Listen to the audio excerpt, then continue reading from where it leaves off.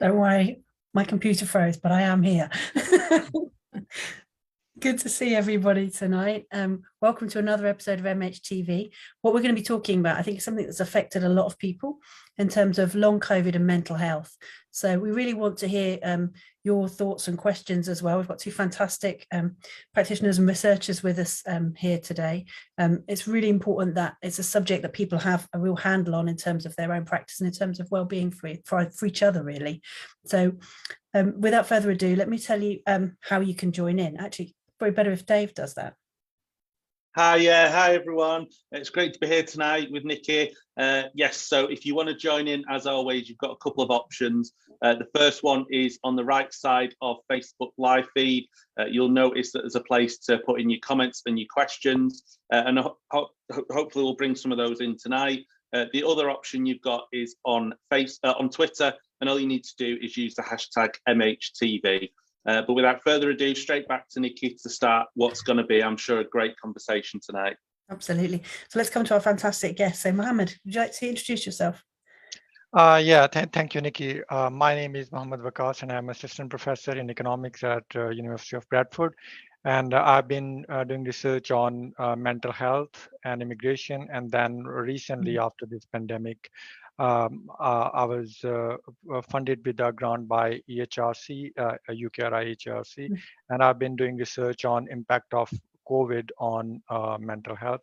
I've been also doing research along with my colleague Syka, who is also present here today, and we are doing some fantastic work on COVID and long COVID. So over to you, Syka. Hi, Nicky. Thanks, Waqas. So my name is Syka Iqbal. I'm an assistant professor in psychology. Like Waqas said, I've been working on mental health generally. So my background is looking at mental health, health inequalities, and we've just recently been looking at long COVID and the impacts it has on mental health, especially in terms of anxiety, depression, PTSD, some of the things that have kind of come up. So yes, I'm really excited to talk to you today about it. I think as well, it'd be a good opportunity for us to sort of look at, what long COVID symptoms might be at this point, how it impacts mental health and how we support people, but also look at how you undertook your research, because I think it's really useful for people to understand how research happens and then how it becomes something we can use in practice as well. So for anybody who's not clear at this stage, can we just talk about what we're talking about when we're talking about long COVID? Yeah, I can start with that. So long COVID is basically when first thing to put out there is it's quite a mysterious illness in the sense that we're still figuring out what long COVID is. But what we do know is that long COVID is usually when you have symptoms that are recognized symptoms that last like 12 weeks or over after first getting infection. So that what that basically means is that you might have COVID that could be quite mild or severe at the beginning, but perhaps you recovered from that quite quickly and had no symptoms. But around about 12, at a later point, you start having symptoms. So that is what long COVID is, in the sense that it's a continuation of feeling symptoms well after you've had the initial infection of the virus. And usually they're not explainable by an alternative diagnosis. So there's nothing else that can explain what's going on. And that's why it's in a sense, it's quite mysterious because we're still finding out what actually long COVID is. And you mentioned symptoms as well. Yeah. So, I mean, I can list off the most common symptoms, but there's actually some research that shows there's now like 200 different types of symptoms that could exist for long COVID. And these are now being grouped and categorized into kind of clusters of symptoms that are recognized. But the most common symptoms is extreme tiredness, fatigue, which we've heard a lot about. Yeah. This term that came out, brain fog, which is described as perhaps problems concentrating, or when you have a loss of memory and you can forget what you're doing. So you could be in a supermarket and not real, like don't realize what you were supposed to be doing there. A lot of heart palpitations, so having, and that can be very different and across different spectrums as well.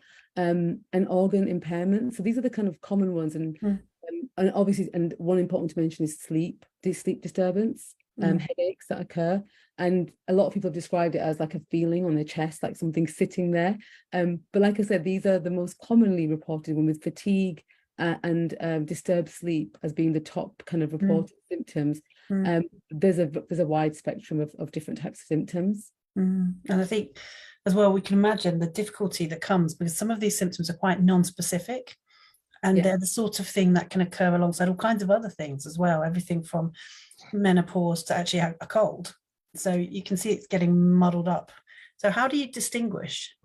See, I think from looking at kind of some of the research done, it's because I said it's a mystery in terms of, and I think a lot of the work and a lot of long COVID has been led by people that have experienced it.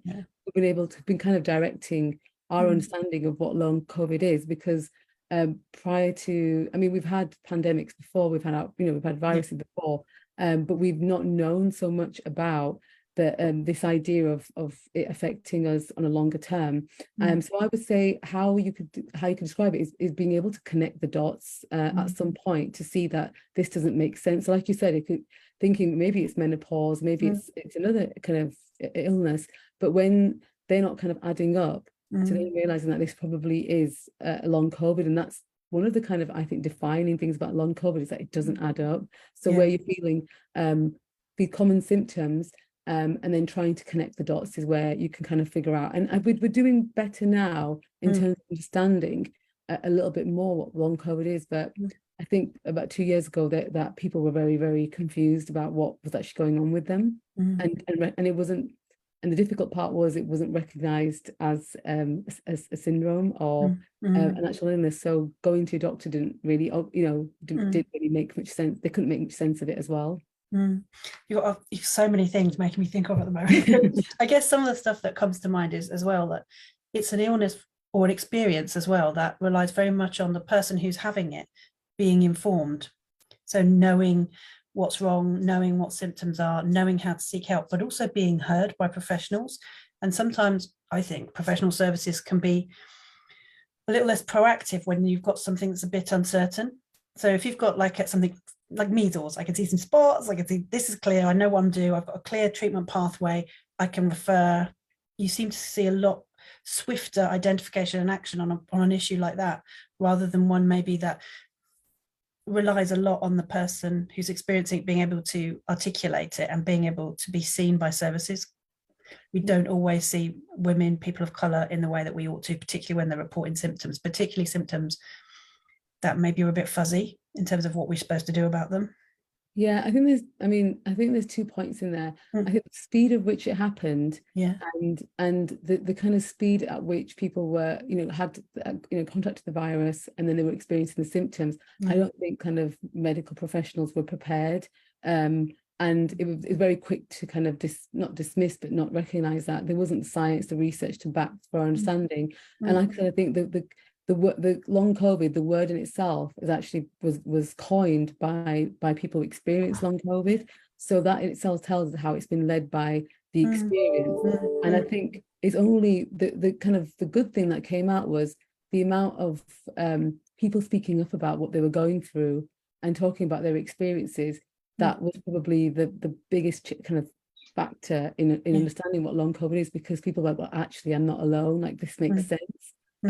On their own, it didn't make much sense. But when you kind of hear more and more stories about people who are experiencing something similar, that's when I think there was more of an acknowledgement. And like I said, at the speed at which things happen, we, in understandably as well, in some ways that we weren't prepared to kind of understand what this was. And as well, I suppose it was something that was happening to people in services as well.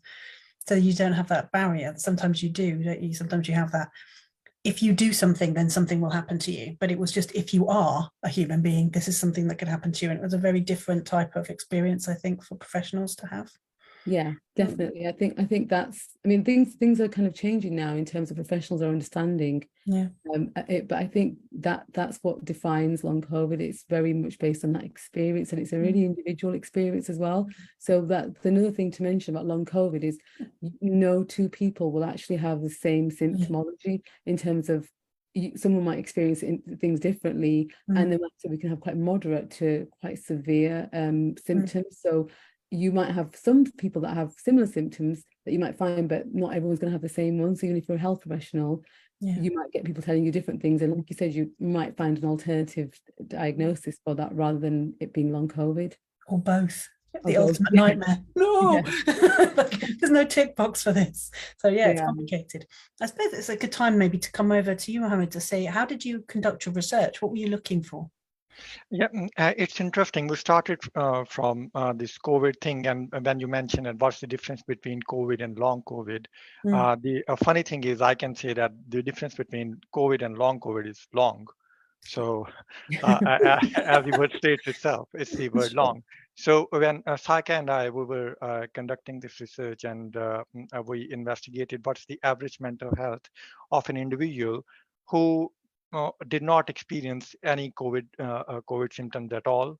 So we found out that it was around 12 using the Understanding Society data set. It was around 12. So this scale ranges from 0 to 36, 0 being the best health, best mental health, and 36 worst mental health. So the average was around 12. So when we investigated what's the average mental health once a person experiences COVID, and we see that the mental health deteriorates a lot. So it goes around 15, 16. And but when we compare it with the long COVID, we see that it further deteriorates even as compared to the people who experience only COVID symptoms.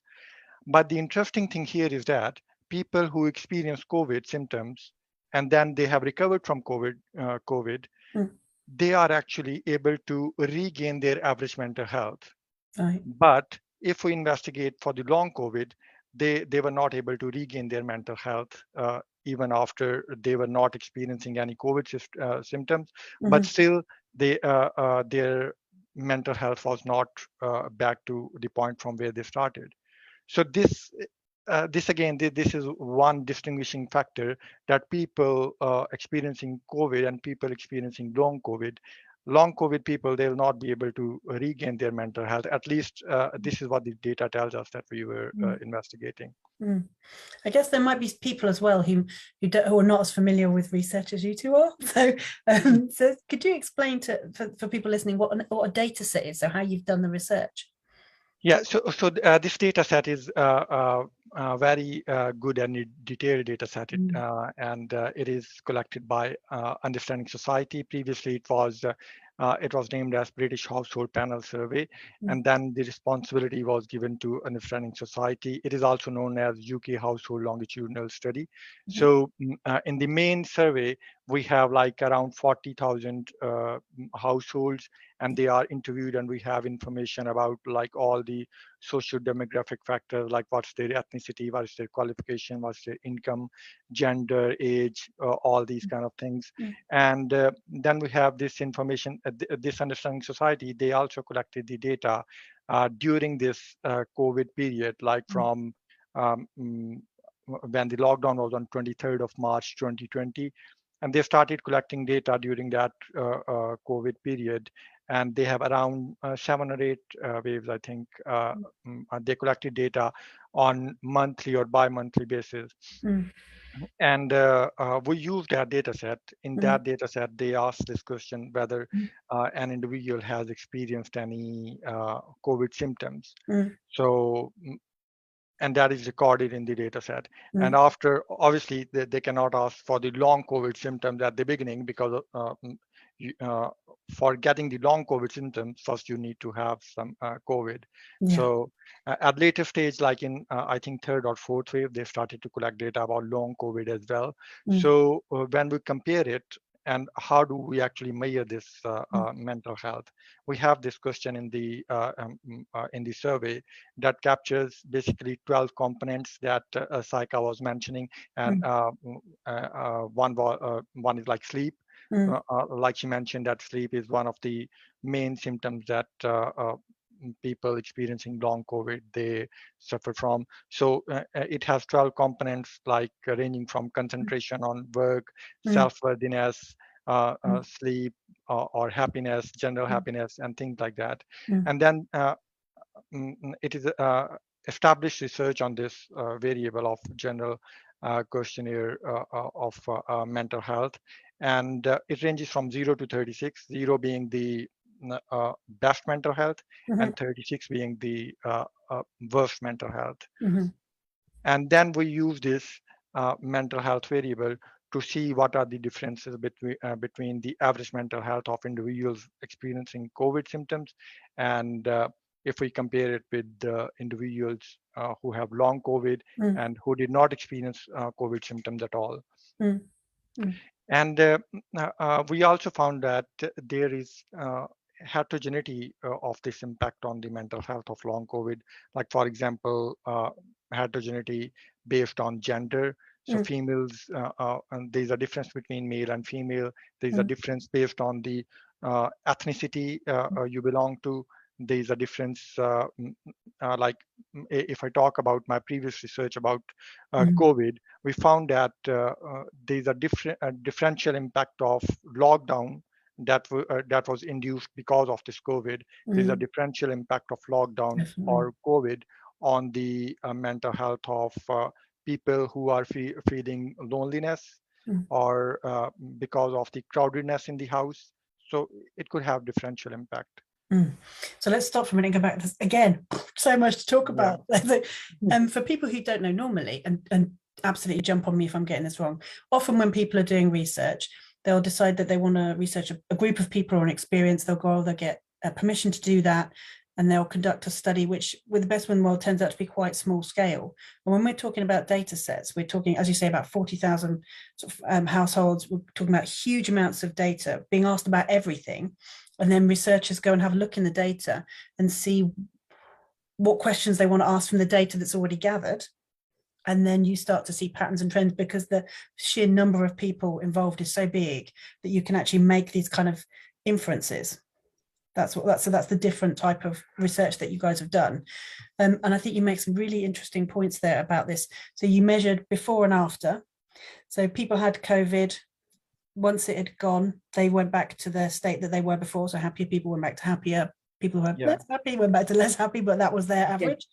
And then, but people who had long COVID just failed to thrive. They didn't bounce back in the same way. Is that what you're saying? Yeah. That's exactly correct. Yeah. And then, go on. Sorry. So I was going to say that the measure that Mohammed's talking about is called the GHQ-12, which is it's a general health questionnaire. It's like 12 items. And that is a verified symptom checklist for mental health, and usually measures like low level to even up to psychotic mental health. So that's using GPs when they screen you. So people, we've got that data in the data set where people have all these houses have completed a GHQ-12. So to like you were saying, to do a study where you would try and get people who've got long COVID and then do mental health before and after, because the data has already been collected as a continuous different ways.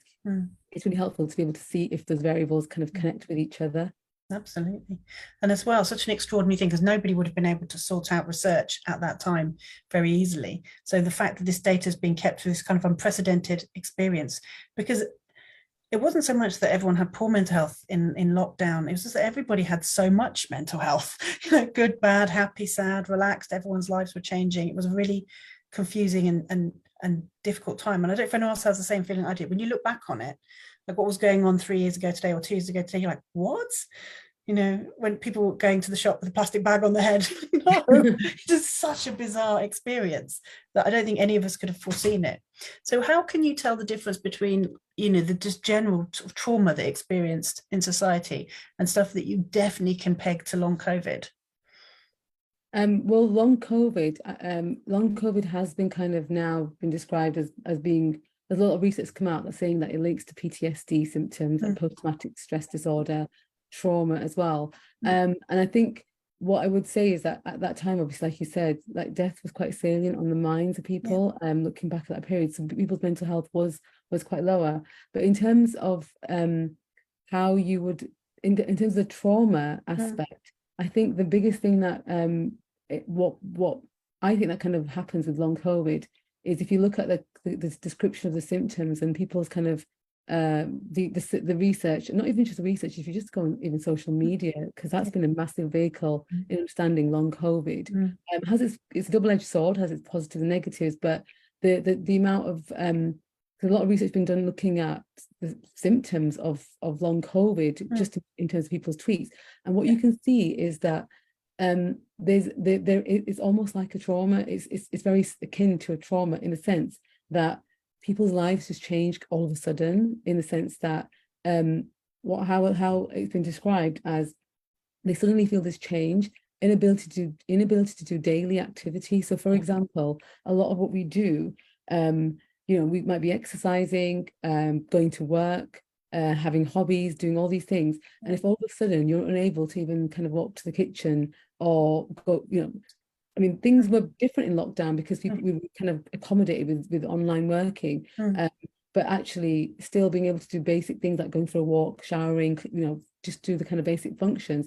If you've lost the inability to do that, that in itself is the first level of trauma, because you're not able to do things, the physical symptoms, and then the fear of death, not thinking that I don't know what this is, I might not wake up tomorrow, I don't know how, like, your heart palpitations are, recognizable for you, so that and it comes in waves as well. So there's that trauma, and then there's the added trauma that no one understands what's going on.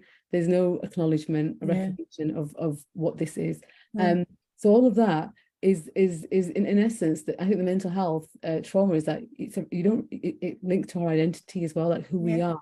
And if we're not able to do the things that we know we could do or we were doing, and all of a sudden losing that has an impact. That's probably why that data did show that people's mental health didn't regain, because then there's the flashbacks as well. So I think for some people, I mean, people that experience mental health, long COVID, when they have waves of it, it doesn't end, in the sense that you might be feeling okay, you might have it quite bad this week, but by next week it's you're okay again, and then when it comes back, the symptoms, you're going to have that flashback of kind of not being able to walk, not being able to sleep. So it's ongoing trauma. It's like layers of trauma, and that's probably why people's mental health is less likely to revert back to what it was like for people who just had the COVID symptoms and recovered. I think you're right. I think uncertainty does add that extra kind of burden to people, doesn't it? Because you never know when it's going to happen. If you've got a pattern to something or something you can do to influence it, you have some measure of control. And I think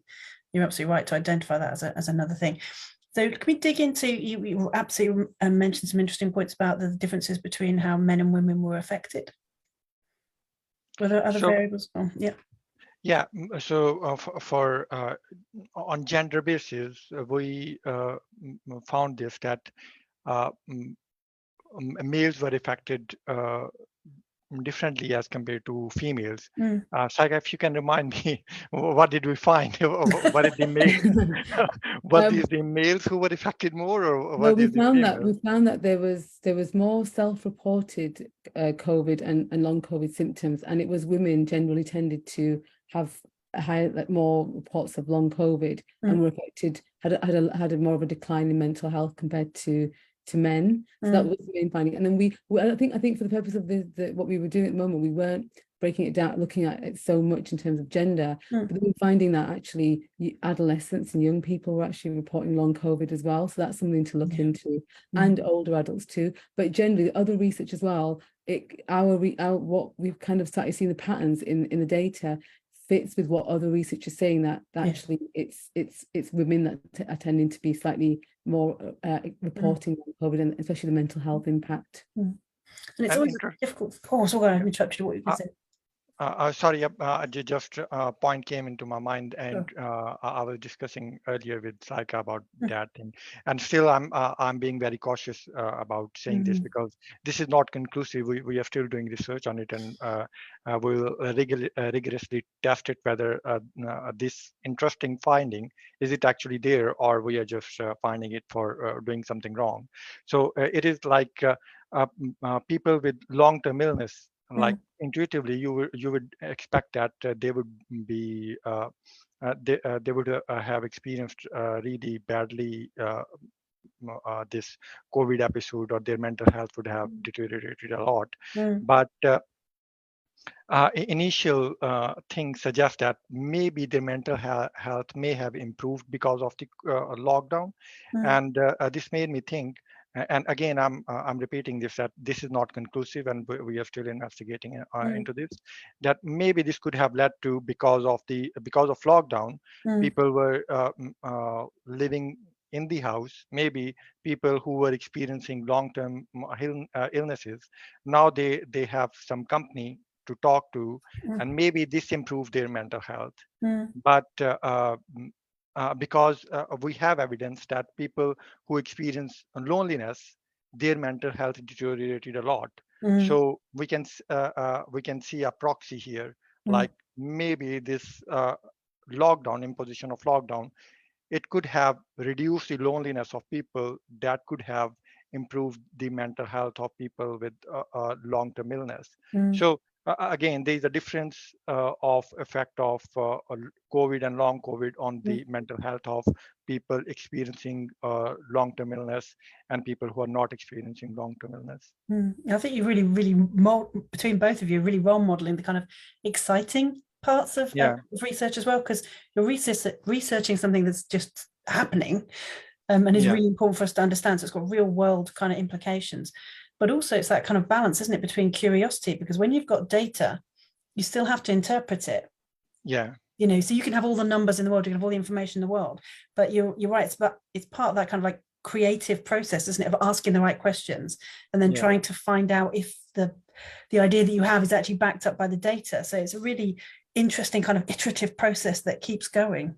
Yeah, and I think what you just said about asking the right questions like that, I mean, the questions that people were asking a year ago, 2 years ago, are very different to the questions that we're asking now. So it's, again, finding out what questions need to be asked, like, you know, and like I said, looking at the data to see what actually factors might be having an impact, and not the symptoms, or not having long COVID. Is it because a lot of what the other research suggests is that obviously any chronic illness can have an impact on mental health, and this is what long COVID is like kind of akin to, in terms of seen as a chronic illness in the experiences that people are having. And I think I know you didn't specifically look at see things like about gender difference and sort of age difference, things like that, but some of it sort of falls out in the data. I wonder how do you tell if you've got people just not reporting? Because you always have that kind of traditional thing around kind of patients or service users who are male, maybe not coming forward to GPs, maybe not being as welcomed into the system, or in fact having their health inquired about in the same way that women do. So when women are in that sort of fertile period, you cannot escape your GP. They're constantly on your case, like looking at you, poking you, want to look in you. It's quite an interesting procedure. And then you get to a certain age and they're like, you could die now because like you're old, it's fine. So I wonder if there's something to do with kind of health behaviours that might have impacted that as well. Do you think, Waqas, Mohammed, there's anything around the self-reporting in terms of the data set? Self-reporting, it's not about the way the question is asked. It is asked to people who previously, if we specifically talk about long COVID, so the question is structured like this. So if somebody has experienced COVID symptoms before, and now they have recovered, they don't have any COVID symptoms, and then in the next wave, when the question is asked, so first, if they don't have any COVID symptoms, or if, in other words, if they don't test positive for COVID, then they will be asked this question about long COVID, that whether you are experiencing still those kind of symptoms or not, whether you are able to carry on your day-to-day activities or not. So this is not about, at least if we talk about the data set we are using, this is not about self-reporting. This is about the way the question is asked, and the way the question is asked is that whether you, I think we started from this thing that sometimes people who experience long COVID, they don't experience that they are able to carry on day-to-day activities that they were able to do previously. So it is the question is not that do you have long COVID. The question is, are you now able to carry on your day-to-day activities as you were able to do it previously? So it eliminates the self-reporting bias. Yeah, that's really important, isn't it? How you ask the Yeah, question is important as what you ask. yeah, Absolutely. And I think that just kind of, obviously it's not part of the data set, but what you said about the point you made earlier about reporting, people who did self-report or go into GP, there was obviously stigma around kind of reporting long COVID as well. So maybe that if it was research in terms of self-reporting, it might be that there is stigma, especially like you said, for maybe males that or anyone that doesn't feel usually go to the doctors and want to talk about what's going on, or young people as well who tend to be less likely to report health kind of health, you know, their health behavior might not be as regular at the doctors and going in. So I think if you were looking at self-reporting, then there is stigma that could have an impact on that. But like for this data set, it's not really self-reporting, it's answering those questions that then decipher whether or not you are suffering from long COVID that we can use. So basically, in our research or in data set, we from where we started, I think Syka started to explain it, that how we differentiate COVID and long COVID, that basically in long COVID, we are not able to carry on our day-to-day activities as we were able to do it before. So from this definition, understanding society, or this question, or if you like, our research, categorize them as people having long COVID who did not experience, who did not had any COVID symptoms when they were interviewed, but they were not able to carry on their activities that they were able to do previously. I'm getting a couple of questions through if you're up for it. Yeah. So questions from students, year ones. Does this link to suicide at all? Which is interesting, I suppose, if you're looking at kind of trauma symptoms and low mood. Another one about I'm interested in loneliness research. Because you mentioned loneliness, how does that link up? Another person saying, how do you get into research? So very, very different questions there.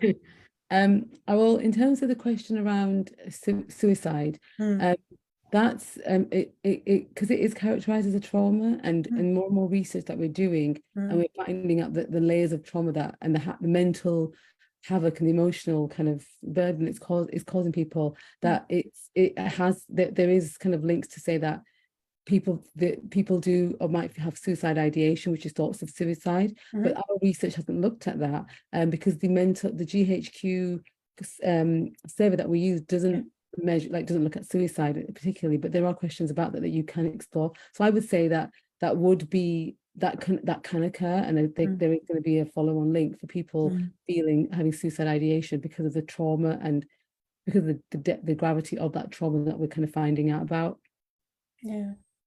Yeah. What was the next question?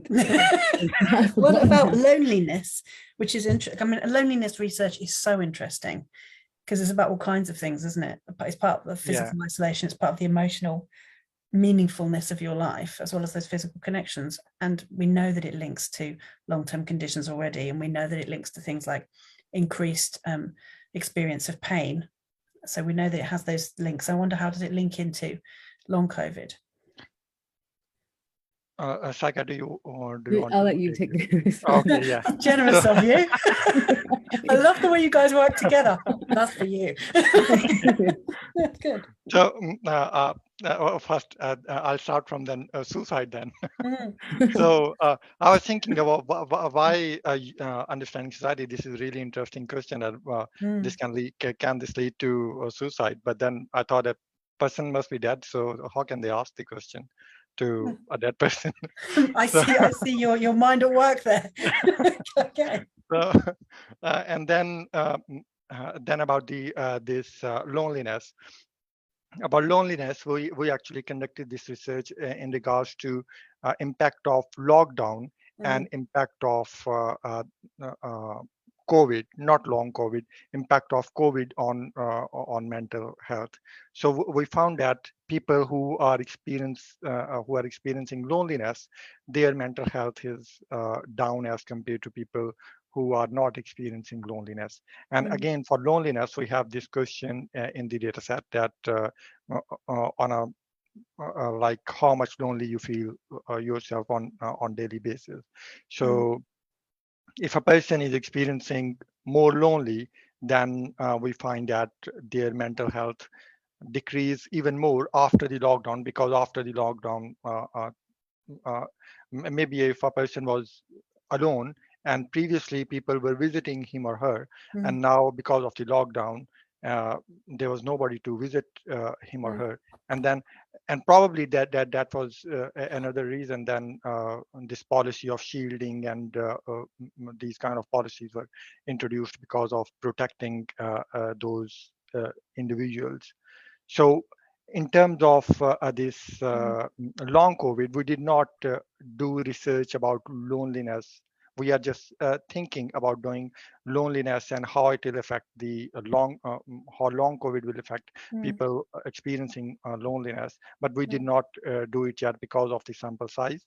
Because obviously, if you compare COVID sample, it is only we collected sample after 2020, and then if we talk about long COVID sample will be even smaller because it needs to be collected after a couple of waves of COVID. Then we will have some people who have experienced COVID and then they have recovered from COVID. At that point, we the data owners, they've started to interview individuals and start to ask these questions about long COVID. So because of the data availability, we did not conduct this research, what will be the impact of loneliness on the long COVID, but it can be done later. But for the COVID, good question. Yeah. But for the COVID, we did this research and we found that. And if we look at these similar lines, that what are the similarities between COVID and long COVID, we see that differential impacts on all levels.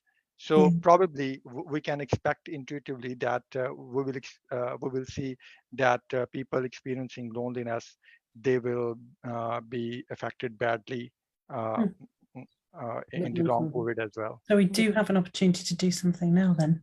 Yeah.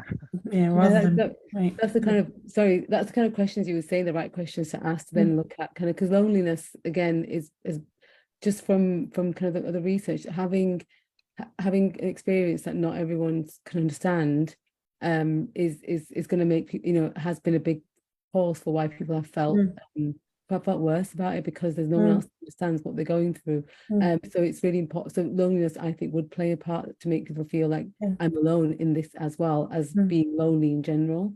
And as well, there's a lot of complicated stuff going on too, isn't there, with people losing maybe the social contact they had through jobs, add in recession, add in all sorts of other issues that may have disrupted people's sort of baselines of experience. And it's not surprising if that's going to have an impact. Dave, I wonder, we're coming nearly to the end. So I wonder if there's anything that you want to come very fast. If there's anything you wanted to ask particularly, Dave.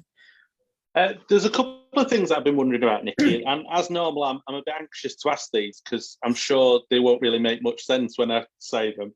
Cool. But the two things that I kind of had in my mind was whether the research picked up on any issues, or either of you had any thoughts on these. And the first one was the kind of, just thinking about my own experiences going through COVID, and I've had it twice that I know of. I think the first time I had it was before vaccination. And obviously the first worry you had at that point was, oh my God, I'm going to die from it. And that was very much that first kind of experience. But then the second one, it was very much kind of, oh my gosh, I'm going to get long COVID from it, and got really fearful of long COVID, hearing other people speak about it. And I think, like you say, that kind of idea about you didn't have to have experienced the worst COVID to then get long COVID. And some people that were describing the worst long COVID symptoms actually seem to get COVID sort of quite reduced. So I suppose that question about, is long COVID in itself creating problems with mental health, even if you haven't got it, because it's quite a worrying thing to have? I mean, I could try and say, because I think when it's not helped by some of the media coverage about long COVID. So when we see some of these headlines that were coming out around long COVID, it was another fear, instilling fear in people that you were going to be able to not do, the extreme end of the spectrum where you're unable to do day-to-day activities, not being able to work. So I think that does have an impact on people. That's why I was saying the stigma as well, like coming out and saying that I've got long COVID, and also knowing that there's this is another round of fear, because now if you're maybe not worried about fear of loss of life, but actually a loss of function, loss of doing things. So I do think that could be having an impact in terms of people's kind of anxiety around getting long COVID. If you get COVID, will it be long COVID? Because you can feel fine, but then you're checking to see if it's going to come back. So there's a lot that they can, it's like they can have an impact, they can work both directions. But the long COVID kind of, it was good for getting the word out there to it's a real thing, but also the negative impact was it was quite a negative thing that kind of came out as well. Absolutely.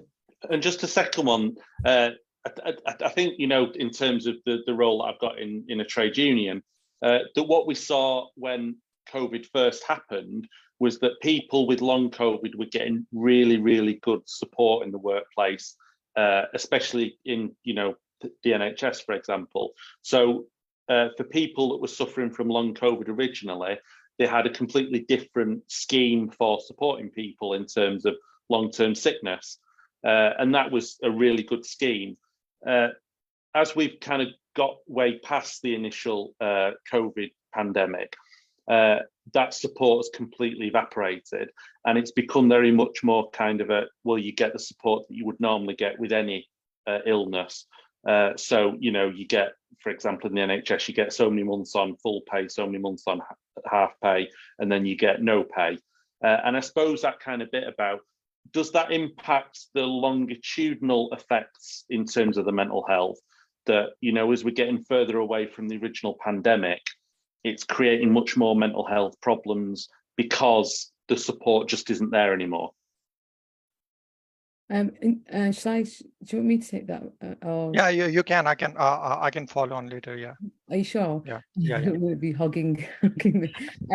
So I'd say you're right. Like at the initial stages, there was a lot of support being rolled out. Not everywhere, but there was putting out in terms of support. But I think the more we know and the research that we can do on long COVID, we can maybe, that's the kind of key to finding out how much is impacting people, and then therefore giving them that support that isn't standard, that you just get. But I think you're right that it's probably, I mean it's lessened, but at the same time, I think at this stage now, some of those studies that were set up initially, the findings are just about starting to come out. The more we get that data, and it's going to start to come out, the more we'll understand how severe it is, and then hopefully the support. That's the key for all of this, that people get the right support, and also that if there was another pandemic or there was another outbreak, we're prepared for it in terms of knowing that what might happen and at the speed that we know now things can happen.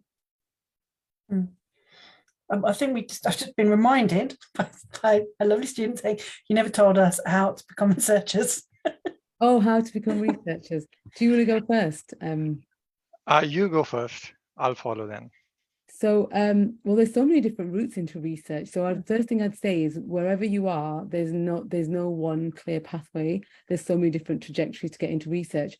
I personally think if you've got the passion, that's the most important thing. If you're passionate about doing research, and sometimes it is your own experiences as well. So a lot of the research that's been done on long COVID, as people are experiencing it, I think passion, usually if you can volunteer in a study, that's a good sign, a good place to do it. But I think usually it's looking online for like research posts, doing some work experience. If you've got any kind of research method skills, that's a really good base to have. So if you've got there's two schools, quantitative, qualitative. If you've done some research methodology, then you can usually use that as experience to try and work in a research project. And obviously having academic going into academia, doing a degree, and then kind of progressing from there. But there is so many different ways. Even if you're like a practitioner or someone who's worked in the industry and you want to go into research, it's really just getting yourself seen out there and kind of inquiring. And ideal is to start off as like a research assistant or working as a researcher on a project that's been funded, and then you would get your experience, or going through the academic route, which is what I did, which was to do a PhD and have my research through my PhD, and then going to a job like in research. That's kind of how I'd say it. Absolutely. Mohammed, So, do you want to add to that? was the question? Was the question at how we would Give you any recommend advice for or people wanting to be who researchers? want to be researchers? Yeah. So I think I am in a mood of doing some dark comedy today. Because I feared as much. I would say don't do it.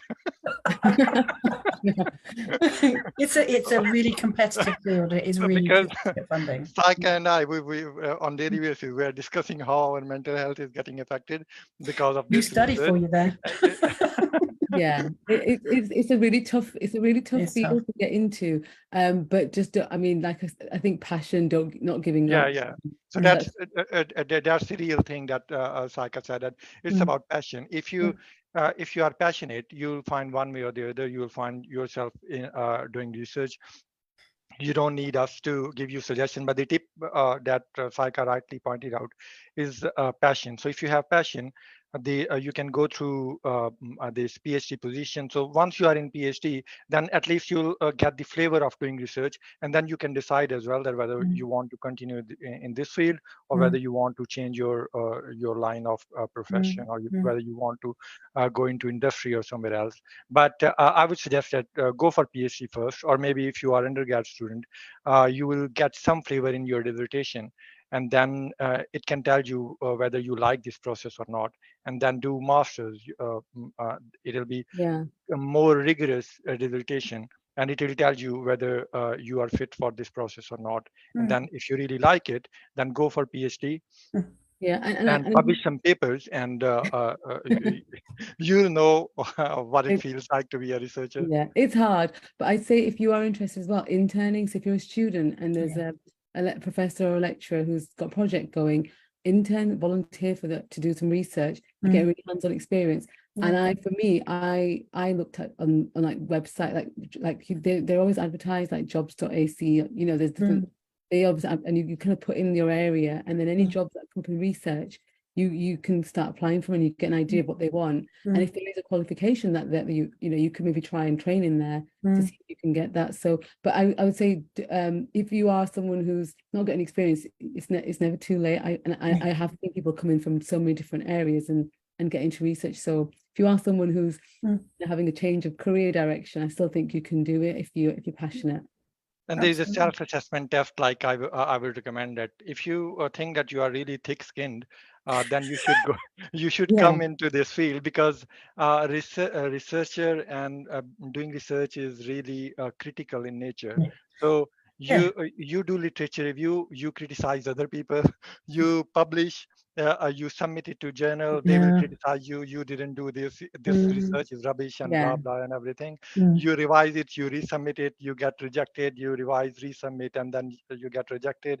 So then finally, after many years, when you get published, your paper is cited somewhere for just brief moment that okay, Syka and Waqas did this, and that is your brief moment of fame. And that's it. And apart from that, you only get criticism. I think thick skin is so important because it's a tough field and it's so competitive. But I think definitely I've had to. I mean, I've still it's, daily there's that mental health challenge. Like you get, it's hard to kind of compete against people, the rejections. But if you're passionate and you keep going, you can absolutely, you can make it.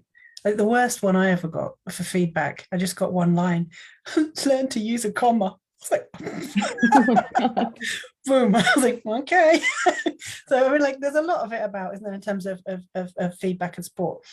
But you're absolutely right. There's loads of places to engage with research on all different levels. But I think it's really important for anyone who's in practice or anyone who's going to be encountering people with various degrees of mental distress around this issue, that they understand what the data is telling them as well. So it's really important not to be hands-off with research or think that it's not your business. It is your business. You should have some kind of functioning knowledge of how it works, and even if it's not something that you want to do full time, you want to understand how to have good evidence-based practice as far as you can. So. And just the last note, if you are, even if you're not in an academic kind of setting, but you are, for example, working with a council or working with a charity organization, you're all doing research too, usually. Like if it's research opportunities there too, that you can kind of find an entry pathway in. All those things I've seen, people come into academia or in a research post because they've had that experience. So try like different, knock on different doors if you have to. That's what I'd say. Absolutely. And if you really like research, I would suggest you, if it is an undergraduate student, I would suggest to focus on dissertation and their thesis, because it will be really helpful for them for getting a PhD position in a really reputed university, and maybe on scholarship if they perform really well in their dissertation. Yeah, because you can publish dissertations too if they're really good. So if you do an excellent job and go above and beyond in your dissertation, and take an idea that really needs something new that's not been done before as well, or even if it's not completely novel, but it's a worthy kind of research and it makes difference. Do a really great job. Go above and beyond, and speak to your supervisors to say, I want to publish this, if it's and get that support, and that puts you on the map. It's a good idea. We're coming nearly to the end now, so we'll circle back around again. We have retweeted the article originally that you attached from the conversation. So if anyone has any questions about data sets and things like that, that's a good place to go back to. Obviously, people can contact you if they have specific questions. But I wonder if there's anything you want to sort of leave anyone watching with in terms of like a last thought, or maybe something we can do to be helpful or supportive.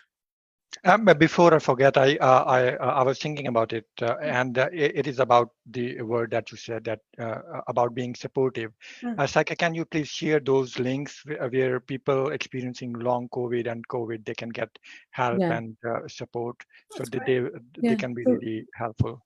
Yeah, so I can share some links if you want to put them in the notes or something afterwards. So the one thing I would say is, obviously, if you are someone or you know someone, because that's another thing, if you could be a carer of someone who's experiencing long COVID. If I think it's being connected to other people, getting help early. There is, for example, there's so many different tools out there, like breathing exercises. There's CBT, for example, that's offered. There's a lot of different kind of tools that you could have and use to help you. And the idea is just to try and get up that ladder of getting better. And it's going to go up and down, and not everything will work for you. But there's a lot of work that's been done. There's some amazing work that's been done out there in terms of how to support people with long COVID. So I think early, if you're feeling those symptoms, speak to your health professional, speak to someone, just to make sure that you're not letting it carry on for a lot and suffering in silence, and a bit of support out there. And then going through the kind of working out what works for you and drawing boundaries, I think, is really important. So if you are someone with long COVID and saying, you might not be able to go to work, or you might not be able to do a social activity because you're experiencing it, and knowing that you are actually suffering something that's very real, and recognizing that for yourself. I would say journaling is really a good, really positive thing to do, and acknowledging that what you're experiencing can really help you be present in the moment and alleviate some of that symptom at that time. So there's a lot, and I like I said, the links I share, there's lots of apps as well. So hopefully find what works for you, and everyone's different. So some things might not work. Like I can't do yoga because it just didn't. I've tried, it doesn't work for me, but I like probably CBT styles and thinking. So there's whatever works for each individual is what you need to figure out. Thank you. Mohammed, is there anything that you wanted to add before we finish up? No, I would like to thank you, Nicky and Dave and Syka. This was really lovely discussion today. I really enjoyed it, and thank you very much for inviting us. Yeah. Thank you. Dave, is there anything you want to finish up with?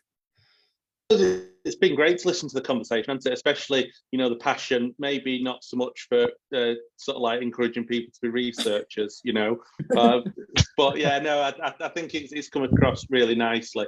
And it's always really good to kind of link practice, research, but also the reality for people, and to put it into that kind of package. And I think you've done that really, really nicely today, all joking aside. So yeah, great job, guys. Yeah, and I, again, sorry about my jokes about not doing research. Don't take it seriously. Everyone else. I think I balanced it with all the kind of positive. You are an incredible double act. Yeah, the yin and the yang was just perfect. I think so too. So it's just to say to people now, as we're finishing up, thank you very much for joining us tonight. It's been a real pleasure to have you with us. Thank you for your questions. We've got all kinds of things coming up in the future. It's a bit apocalyptic. I know we've got some stuff around eco-anxiety and climate change coming up as well. So we are living in a time of where it's wise to be aware of the experience of anxiety just generally in society, and also stuff around kind of people's personal experiences of autism and being a professional with autism as well, which would be really interesting. So that's what sort of coming up in the next couple of weeks, and it just remains to say good night, guys. Good night all. Thank you. Bye. Bye.